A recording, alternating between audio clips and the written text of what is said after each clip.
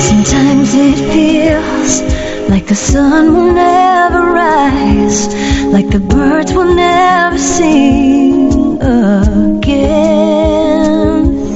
Believe in a power greater than what you are going through. When you don't know what to do, keep breathing. That's right. When you don't know what to do, just keep on breathing.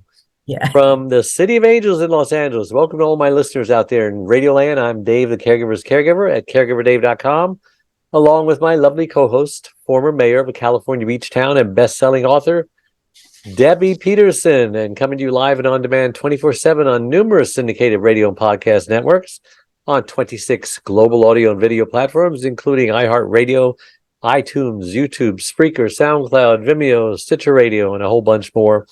And we're so proud to be voted #1 caregiver podcast on FeedSpot out of thousands, and on Player FM and on caringvillage.com. And we have an especially exciting show planned for you today.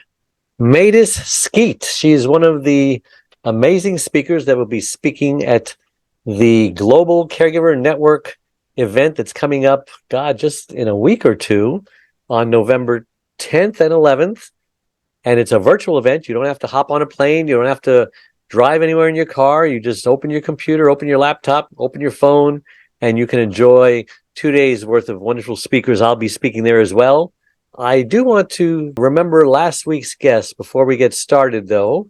Anne Maria Hester, MD, is a board-certified internist with over 25 years clinical experience caring for patients in multiple settings. And just a reminder, you can listen to that interview and all our interviews on our website, caregiverdave.com, and any of the 26 global audio and video platforms that I mentioned earlier. Well, let's get started. Maydis, welcome to the Caregiver Dave Show. We are so grateful and honored to have you on. Well, thank you so much. It's an honor to be here. Thank you. And I always like to ask our first-time guest, just who is Maydis Caldwell Skeete, and why was she placed on this earth? Oh, wow. That's a loaded question. But I'm Maydis Caldwell Skeete. I live here in Ann Arbor, Michigan. Yahoo for the Wolverines. I actually came to Ann Arbor as a medical technologist. I was a registered medical technologist that worked at the University Hospital at the University of Michigan. And I left that role to go into health administration. So I wanted to become a hospital administrator. And actually, I worked at the University of Michigan for 40 years, either in medical technology, laboratory technology, Wow, and in healthcare administration. So I'm real proud of that. But now I'm a personal trainer and a health coach. So I wanted to take that healthcare role. I've always was interested in that into my retirement, and I'm very much enjoying it. So that was your alma mater? No, it actually was not my alma mater. It was just one of the places that I always dreamed of working at the big University of Michigan Hospital. I really had planned on only being here for a couple of years, and then I was going to move out east. But you know how it goes. I got here, I got settled, I met my husband, and so I'm still here. Yeah, things change when you meet a husband, I'll tell you. So how did you actually meet Sherrill Mims, who is the founder and the organizer of this event that you'll be speaking at? Yeah, actually, that's quite an unusual situation. I actually have an individual that I was, she went to my church, and I saw her on Facebook, and she was talking about that she was going to be in a caregiver speaker. Well, I had recently come out of caregiving myself and had written a book. And I was interested in sharing my story with other people. So I looked on, her name was Judy. I looked on her website, and I listened to what she had to say. And down below, it had a email address. And so I contacted that email address. And lo and behold, it was Sherrill. She contacted me back, and we talked. And that's the end of the story. Here I am. Judy's a great networker. It was because of Judy that I met her as well. How did you become a caregiver? You said that you used to be a caregiver. Yeah, I became a caregiver in 2013. At that time, my mother was 85 years of age. She stayed by herself, and she was doing actually she was in pretty good health. She fell down a flight of steps in her home. And when she fell, she actually fractured her spine. Oh, And it left her paralyzed. So she never walked again. She was cognitive, she was mentally uh-huh. stable, but that was what really drove me to become her primary caregiver. And I have 2 brothers and a sister that live out of state. So guess who became really the person to take care of my mom? I was the person in the You're state of the Michigan. chosen one. Yes. Yeah, I was the chosen one. And I mean, David, I had to do it again. I would do it again. Sure. Because there were some really rewarding periods. And I think I spent a lot of quality time with my mom. But caregiving is hard work. I'll tell anyone, caregiving is hard work.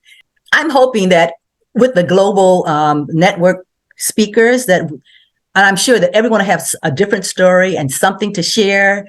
And because as time goes on, I think if you look at the statistics around us and everything, people are getting older because we're living longer.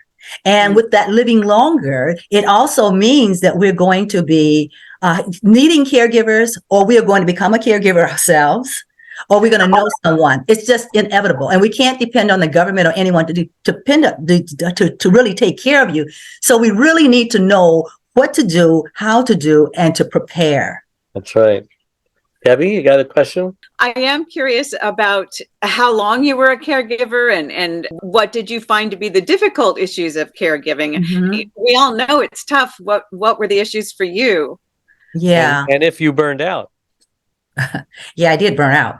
I was a caregiver for 6.5 years, and I worked full time that entire time. And I think I mentioned to you that I was in healthcare administration. Administration is a lot of work too, a lot of behind the scenes work that people don't see. So I spent a lot of long hours at the hospital. And then after working, I would go and take care of my mother on weekends. I did have some faithful people that would come in during the week, but it was hard to find faithful people. So I thought one of the greatest dilemmas was taking on more than what I thought I could take on more than what I did. And I would tell anyone, get a good crew of people and agencies in place, because you need that help. And you not only need the help from people, you need help legally, financially. There is so much stuff that you really need help in that you never would have ever thought about. Really, that's kind of like what my talk is going to be on. It's on prevention and preparation. Follow-up questions, Deb? Well, that kind of answered it. I love the idea of getting your team around you. Yes. So what inspired you to write your book? Actually. And what inspired you to get that title of the book too? Yeah. During the time that I was taking care of my mom, I had a health incident that really could have cost me my life. I won't say it was my mother that brought it on, but when taking on caregiving really put me into a more stressful life than what I already was having. My job was stressful as it was, but even though I loved it, I was stressful. But on the other hand, I really wasn't taking care of myself like I should have been prior to becoming a caregiver. And once you take on that role as caregiver, you have put another burden on your system. Your immune system is taxed, and a number of other things. So my book, which is called Self-Care for the Caregiver, is really about prevention and how you should not feel guilty for doing it. That's why I coined the phrase guilt-free self-care, because it really is a lot of the things that we learned when we were children. Go to bed on time, eat a balanced meal, exercise. Some of these things we already know. We know them as Americans, as people, but we neglect them. And that's really important to me. And that's really what I want to share with the public is, let's not neglect these things that we take for granted, because at some point in time, you may find yourself being a caregiver and it will show up then. So how did you evolve then into you moved from caregiver, writing about caregiver, into being a personal trainer? What was the evolution there? I've been interested in fitness and personal training for a long time, well before I became a personal training. I mean, it was kind of like one of those things I always said, I'm going to grow up and I'm going to be a fitness trainer. Look, you remember Jane Fonda with the leg warmers and all that? I really love that. So it was an aspiration. And I thought in retirement is when I'm going to do it. So I always had a love for it, Debbie, but this just seemed to blend it in right well, because really part of the guilt-free self-care, one of them is to exercise, get your exercise in. And I really try and share that with my clients, the importance of not neglecting stuff, just because it really is important. Your health really is your wealth.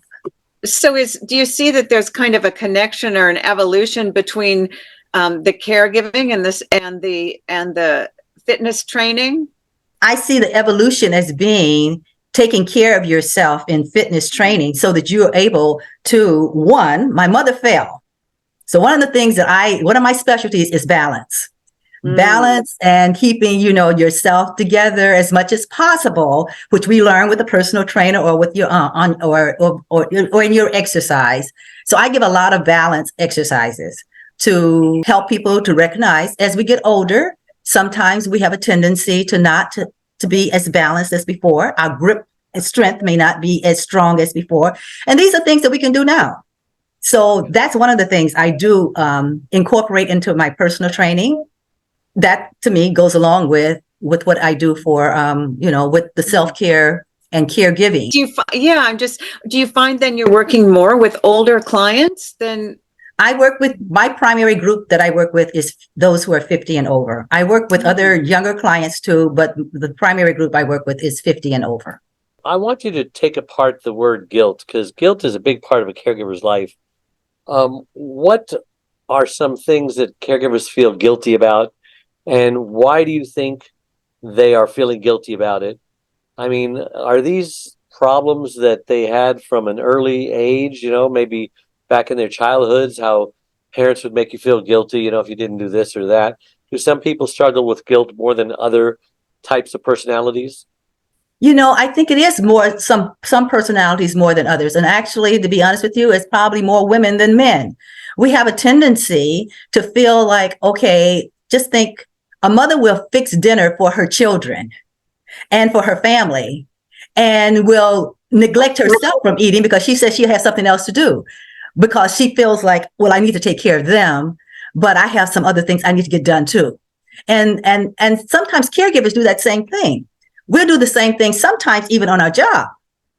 I know that there are many times I would sit at my desk and eat or try to eat, but I know that there's a phone call that comes or someone will come for something that they feel that it's a fire that they need to be put out, and you'll neglect your lunch to go and do that because you feel like you want to be helpful.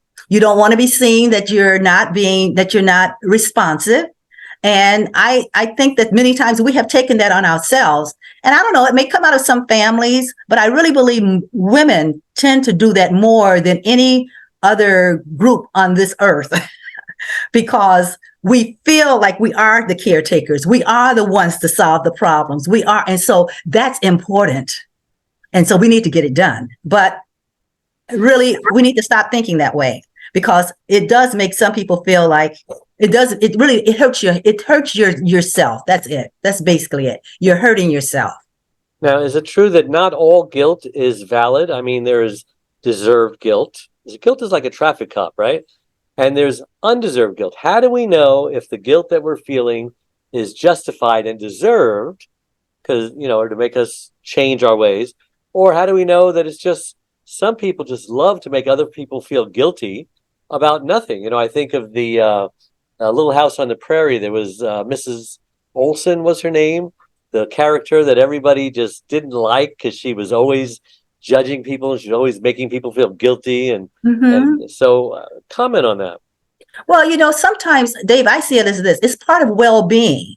And well-being, has those several different paradigms. So if it's something that's good for me, because look, if it's not something that if I can't help anyone else, if I'm not in good health, or if I'm not in a situation where I am able to be healthy, mentally and physically, then I really can't help the other person. So in those cases, it should be guilt-free. It's guilt-free for us to do things that sleep on time, eat. The same things we teach our children is the same things we should be, that would be guilt. I don't know if I'm answering the question the way you want it to be, but it's the same things that would be guiltless. There is nothing that I should be guilty about eating and taking care of my body. Right. Nothing. Not any of us. And actually the Creator gave us that opportunity to do that, to go to sleep, to eat. And I say again, I'm going to go back to the workplace. Sometimes the workplace tries to drive and put a guilt on you in certain workplaces. You're not going to work overtime. We need you. You know what I'm saying? I wouldn't say that is true, especially in healthcare. And that may be one of the reasons that many people are leaving healthcare. Well, why do you think some loved ones make us feel guilty? And how should we respond, when a loved one says, well, you're not here enough, and you're always leaving me, or, you always make the coffee wrong, and, all this guilt. How do you deal with that? Well, especially if it's someone you're taking care of, you have to let them know that, look, I'm doing the very best I can. And if I do these things, then I can serve you better. So it's important that it's not guilty. I need to do this in order to serve you better. And also, for those things that they can do, like if they're asking, I'm giving you the example of a workshop I did, and I presented with a gentleman. He was saying how his father is perfectly fine, can get up and go to the refrigerator and get his own juice and his own water, and can eat and all that. But he would ask them, bring me water, bring me this, bring me that, until his sister asked him, well, is something wrong with your feet, Dad? Is something wrong with your feet? Are they aching? He said, no, my feet are fine. He says, okay, your hands hurting? No, my hands are good. He said, well, then you can go and get your own water. We don't have to always come to do that. You're trying to make us feel guilty. But you can do that. So really, sometimes helping them to help themselves will help us also feel that we're not guilty. Sure. Sanford and Son was a good example. Yes. Sanford would guilt his son into doing just cockamamie things. And he would always do, always have the big one. I'm coming to meet you. And, yes. And, his son would fall for that con every single time. And And, maybe you are not the type of person who likes confrontation, and, you're the peacemaker. Yeah. And how should those people who are feel too sensitive doing it, how do you get the courage and the boldness to do it? Are you one of those people, by the way? I think I was at first, but you know what? My brother talked to me. What did he say? Okay. Because sometimes other people outside can see what's going on better than you can. And if you start feeling that resentful, I'm always the one, sometimes you need you may need a professional therapist, but you need someone that can serve like a therapist for you, that can say, look, you need to take a break from this. And they're manipulating you now. My mom did that. She did that a couple of times, and one time, this was so amazing. We were in, we had to revamp her house such that we would roll her out of her bedroom, and it would be, actually, we made the family room like her living room and her kitchen and everything. So we would serve her meal there. So one day, I remember this just like it was yesterday. She had her bath. She was clean. She had gone to the bathroom. She had her breakfast, everything. And she was sitting at the table, and she was looking out the window, and she all of a sudden started screaming, help, help, help. And I had another worker there with me at the time, and I was standing behind her, probably about 3 or 4 feet. And I was wondering, why is she screaming? That day I said, let me see, what is she screaming about? She's sitting here perfectly fine. And she starts screaming my name, Maydis. And she starts screaming the other lady's name. Well, the other lady come running down the steps. Miss Caldwell, what is it? What is it? What is it? And she said, pass me that juice. The boy who cried wolf. Yes. Yes. And that was like a light bulb that went off. And I said, you know what? She's manipulating us sometimes. She just wanted the attention. People need to tune in and hear you speak about what you're going to speak. What's the topic again you're speaking on? Well, my topic is, the title is called Wake Up Call. Okay. And it's actually about what made me have a wake up call as a caregiver. And that wake up call really resulted in what I have coined guilt-free self-care, taking care of yourself. Well, tell It's really people why important. they need to tune in on November 10th and 11th and hear your talk about the wake up call. They need to tune in because their life would depend on it. Okay. Their life would depend on it because I don't want them to have the same wake up call or any wake up call similar to mine. And in order to do that, you need to tune in and listen to me.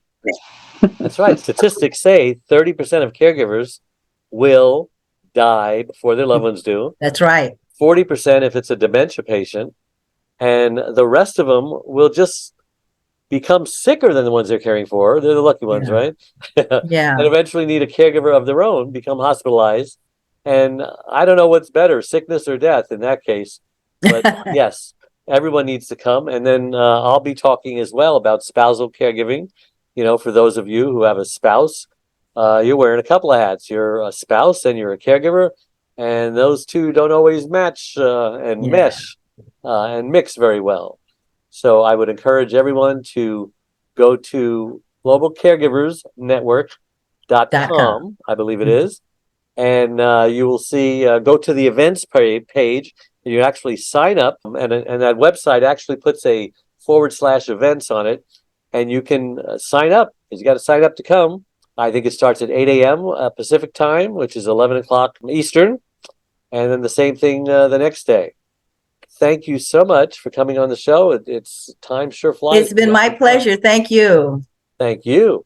And just a reminder, this show and all our shows are recorded podcasts, and you can listen to them on all of those networks I mentioned and my caregiverdave.com website, where you can also schedule a free 30-minute initial coaching call to talk about whatever you're struggling with. 30 minutes of wisdom can often resolve a debilitating problem. Again, it's caregiverdave.com. And don't forget my Caregiver Dave Facebook online community of 34,000 caregivers.